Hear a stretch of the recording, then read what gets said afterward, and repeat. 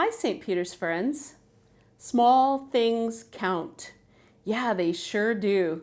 You know, sometimes the things that are just little tiny things can make the biggest difference. It's surprising. Look at this. Here's a little snack I'm thinking of having. Just an apple. You know what? If you look at this, how many apples do you see? It's not a magic trick, but how many apples do you see me holding? One, right?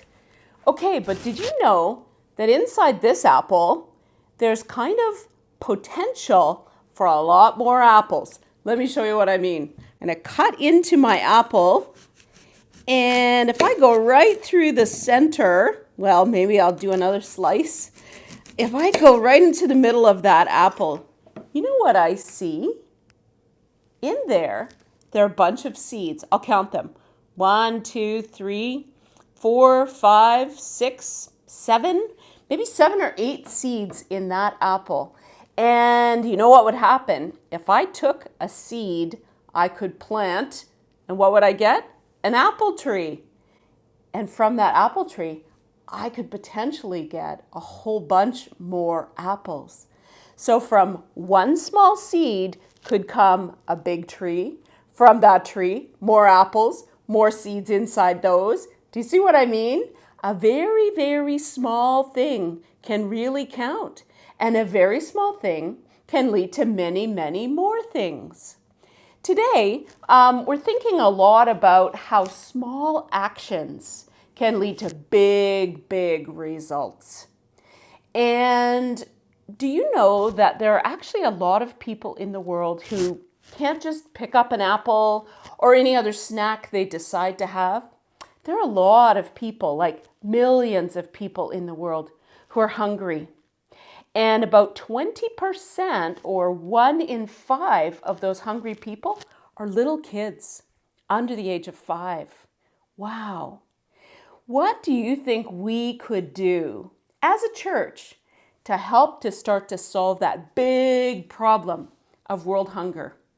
Well, I think we can do some little things. Just like these little seeds can end up with big results. You plant one seed, you get a tree, you get more apples makes more apples.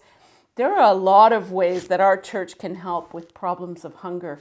And lots of people in our church are already doing that. They're doing small things that lead to big results. I know that this church has lots of people who do one small thing every week. They make some muffins, just a little muffin. A bunch of little muffins, a whole bunch, can feed a whole bunch of people. But we're also learning today about something called the Canadian Food Grains Bank. And that's a program, the Canadian Food Grains Bank, where little actions can lead to big, big results. Canadian farmers who have extra wheat and extra grains can share that with people around the world. We can help farmers around the world to increase the amount of food that they're able to grow.